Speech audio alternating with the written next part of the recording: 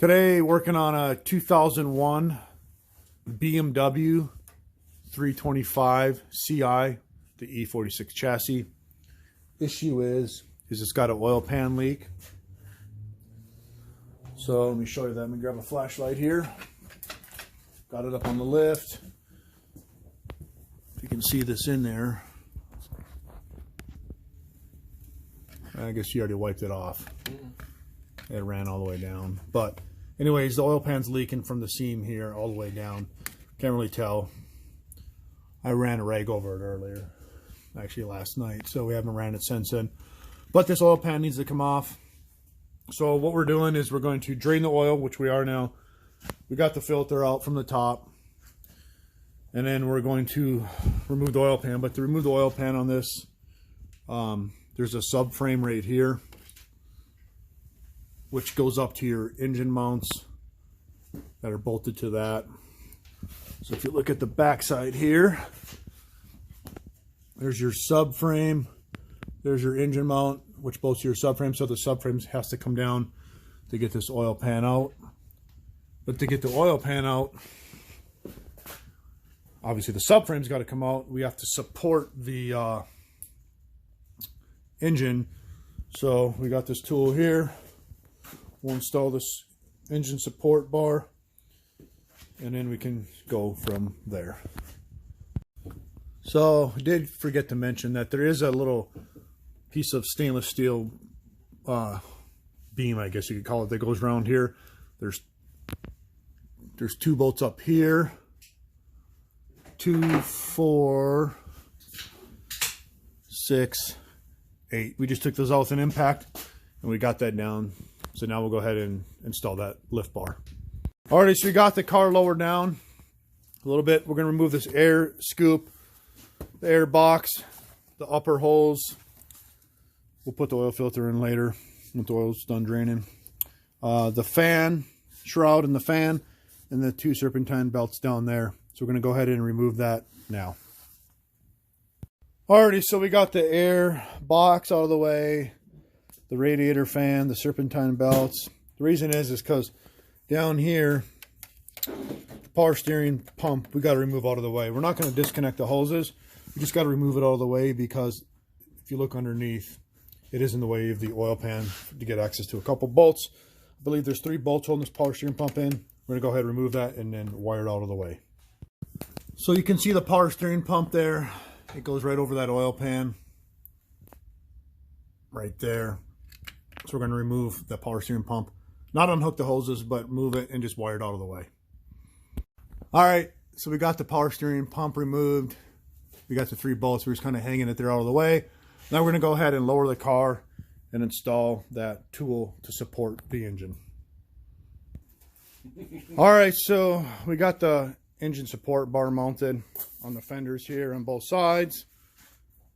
We got the hook in, we got pressure on it. So now we're going to jack the car back up and remove the subframe.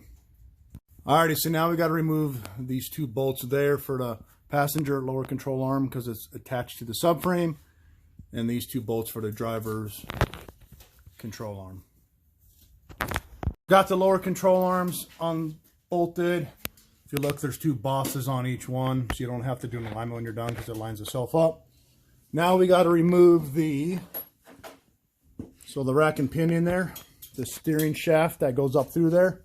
We turn the car on, or not on, we key on, engine off, so we could unlock the steering column. We got to remove that E series bolt there, so we can slide that out, so this whole thing will come down with it. Alright, so we got that bolt out of the groove there. We slid it up. It won't slide up anymore until you drop the steering column, or not the steering column, the rack and pinion, so that's good for now. We're going to go ahead and remove that bolt there for the engine mount on the driver's side, and then that bolt there on the passenger side for the engine mount. And then we're going to go ahead and remove the sway bar brackets, bolts there, and drop that down. Alright, so we got the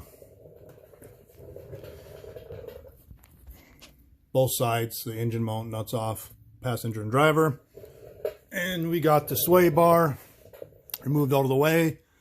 So now what we're going to do is put a support under the cross member here, or the saddle there, and remove these bolts, 2 bolts on the passenger and driver side to remove that member. All right, so we got the 2 drivers and the 2 passenger bolts removed from the subframe. Got our tranny jack. We're letting it down slowly here.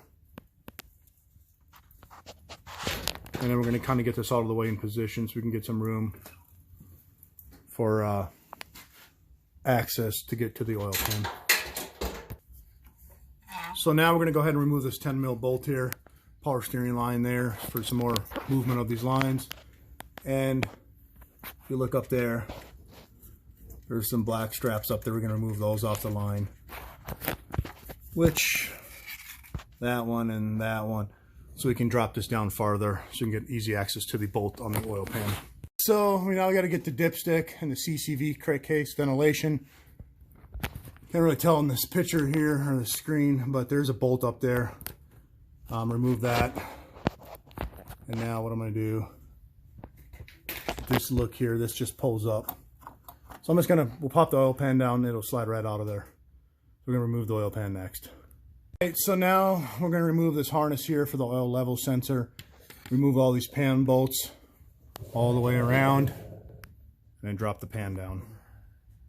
Alrighty, so we're removing all the bolts now. There's also bolts up in these holes here, so you got to get those as well.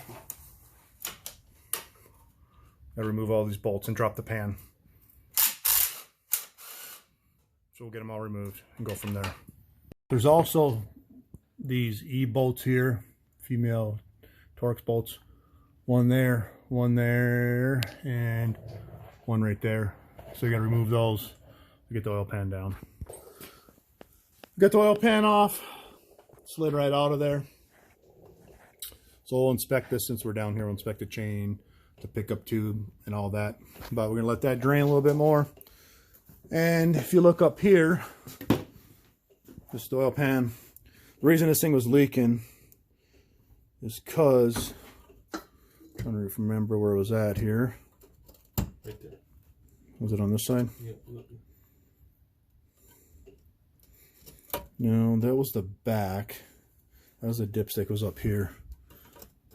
Yeah, right there. You can see, and this is exactly where it's leaking on the vehicle. This gasket was broken right there. And it's just dry, really rock hard, so it wasn't sealing. But that's exactly where it's leaking. So what we're going to do now is remove everything. Remove this gasket, clean the pan up, clean the car up under there, get the new part and put it in. So that is it for part 1 of the removal for this 2001 BMW 325 Ci with the E46 chassis.